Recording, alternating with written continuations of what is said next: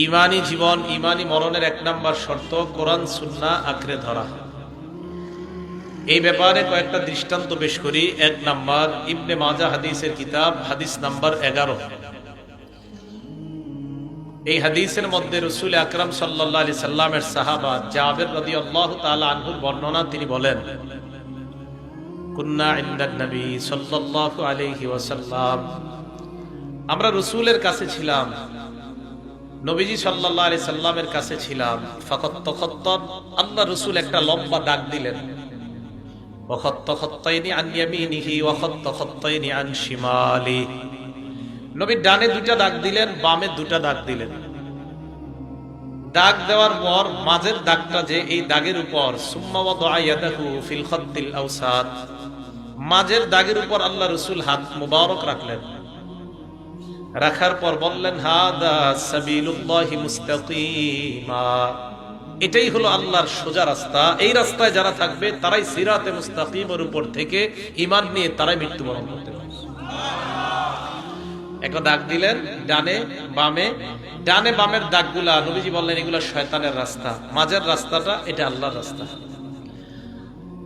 এবার আল্লাহ রাসূল সাল্লাল্লাহু আলাইহি সাল্লাম কোরআনের একটা আয়াত তেলাওয়াত করলেন, ওয়া আন্না হাদা সিরাতি মুস্তাকিমান ফাত্তাবিউহু, এটাই সোজা রাস্তা, মাঝের রাস্তাটাই সঠিক রাস্তা, এই রাস্তার অনুসরণ করো।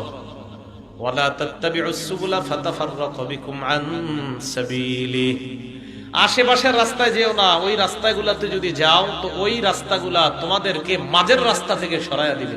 কথা বুঝেন, মাঝের রাস্তাটা আল্লাহর রাস্তা, আশেপাশের রাস্তাগুলা শয়তানের রাস্তা। আল্লাহ তাআলা বলেন ওই রাস্তাগুলা যদি অবলম্বন করো তাহলে মাঝের এই সোজা রাস্তা, এই সোজা রাস্তা থেকে ওই রাস্তাগুলা তোমাদেরকে সরাইয়া দিবে। বলি নাউজুবিল্লাহ। তাহলে সোজা রাস্তা কয়টা? একটা, কোরআন সুন্নাহর রাস্তা, এটাই সঠিক রাস্তা। উদাহরণ নাম্বার 2, হাদিসের কিতাব, নাম ইবনে মাজাহ, হাদিস নাম্বার 12। এই হাদিসের বর্ণনাকারীর নাম মিকদাম ইবনে মাদি কারব রাদিয়াল্লাহু তাআলা। তিনি বলেন, ইউশিকুর রাজুলু মুত্তাকিয়ান আলা আরিকাতিহি, এমন একটা জামানা আসবে যে জামানায় মানুষ সিংহাসনের মধ্যে টেক লাগায়া বসে থাকবে, চেয়ারের মধ্যে মানুষ ভাব নিয়ে বসে থাকবে। ইউহাদ্দাসু বিহাদিসিম মিন্নি, তার সামনে আমার হাদিস পেশ করা হবে।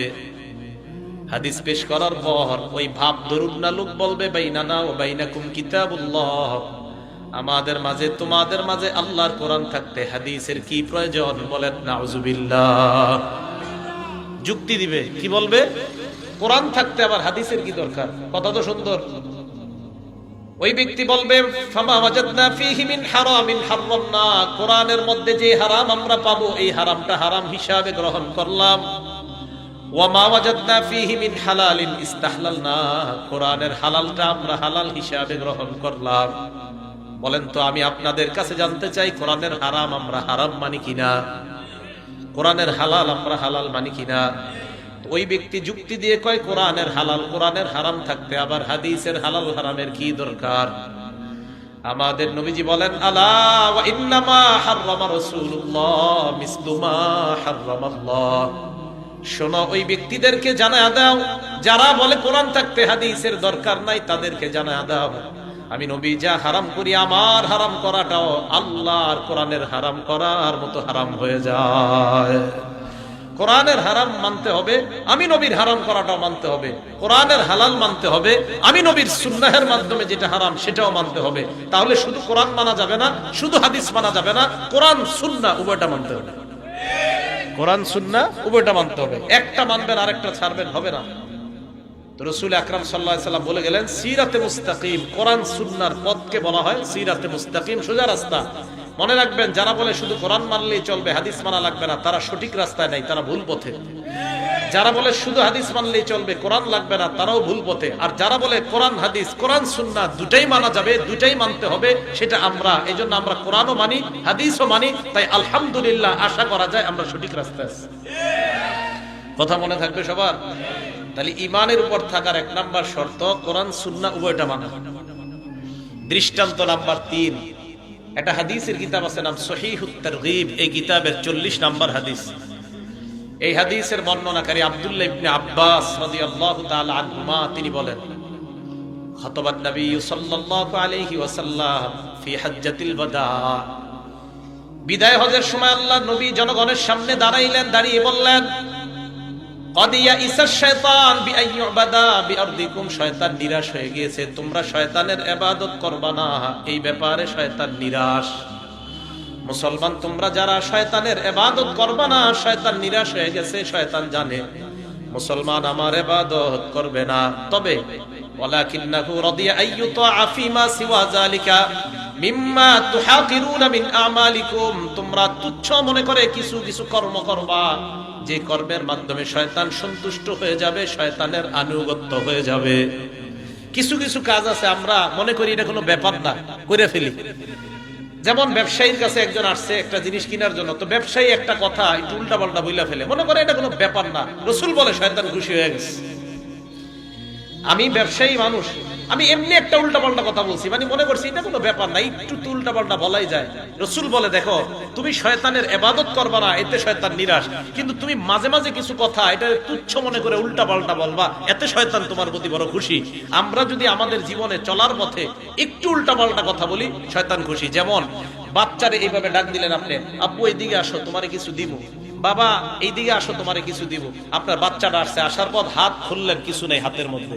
রাসূল আকরাম সাল্লাল্লাহু আলাইহি সাল্লাম বলেন, এই যে তুচ্ছ বিষয় মনে করে সন্তানটাকে তুমি ধোঁকা দিলা, শয়তান খুশি হয়েছে। আপনারা মাঝে মাঝে কবুতর ডাকেন এইভাবে করে, হাতের মধ্যে কি জানি একটা দিয়া, কবুতর সামনে আসার পর কিছুই দেন না, শয়তান খুশি হয়ে গেছে। আপনি মনে করছেন এটা কোনো ব্যাপার না, রাসূল হাদিসের মধ্যে বলে এটাও মিথ্যা কথা। তাহলে এতে কিন্তু শয়তান খুশি হয়। তো শয়তানের ইবাদত করবেন না, এতে শয়তান নিরাশ, কিন্তু শয়তানের আনুগত্য করবেন ছোট ছোট কিছু ভুলের মাধ্যমে, এতে শয়তান সন্তুষ্ট। রাসূল কয়, আমার উম্মত ফাহজারু আইয়ুহান নাস, হে জনগণ তোমরা সতর্ক থাকবা, যেন ছোটখাটো ভুলগুলোও তোমাদের দ্বারা না হয়, আর শয়তান যেন খুশি না হয়। আল্লাহ আমাদের সকলকে এই জাতীয় ছোটখাটো ভুলগুলো থেকে বেঁচে থাকার তৌফিক দান করেন। তাহলে আমরা বানিয়ে বানিয়ে কাউরে এমনি মিথ্যা কথা বলবো না, ঠিক আছে না ইনশাআল্লাহ? রাসূল শেষে বলেন, শোনো তোমরা, তারাকতু ফীকুম মা, আমি তোমাদের কাছে দুইটা জিনিস রেখে গেলাম, ইনিয়াতাসামতুম বিহি, এই দুইটা জিনিস যদি তোমরা আঁকড়ে ধরো, ফালান তাদিল্লু আবাদা, কিছুতেই তোমরা পথভ্রষ্ট হবে না। এক নাম্বার কিতাব আল্লাহ, আল্লাহর কোরআন, দুই নাম্বার সুন্নাত নবিয়িহি, আল্লাহ নবীর সুন্নাত যদি আঁকড়ে ধরো, তোমরা পথভ্রষ্ট হবে না।